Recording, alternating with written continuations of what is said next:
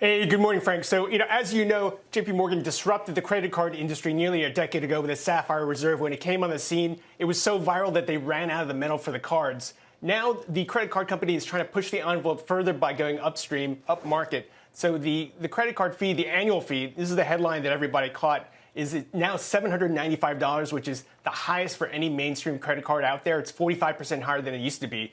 But the company is hoping to hook people in with about $2,700 in annual benefits. And these are things for like fine dining, stays at resorts, Apple TV and Apple Music, subscriptions, things like that. Frank? Yeah, pretty interesting, Hugh. So I'm looking at your story, by the way. Really interesting stuff. If you add up all the credits, you get the money back on the annual fee, which is kind of the way they kind of market it to people. Is there a sense of how many people actually use all these different credits? Like I'm seeing a credit here to go to certain restaurants or buy tickets off a ticket purchasing site and things like that. Do people actually use all the perks and does it essentially even out?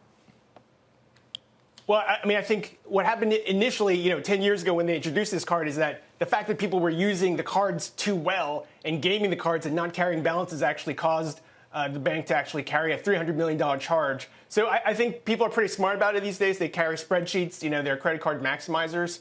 I think the issue here is, Frank, the fine print is where you can actually use these credits. So, for instance, there's a $500 credit for hotels. Now, that sounds really good, but you have to stay at a two-night stay at a hotel that's only picked and allowed by their sort of fine resorts network. And if you can stomach staying at a $1,000 hotel and getting a $250 credit at a place like that, it's a lot for some people to carry.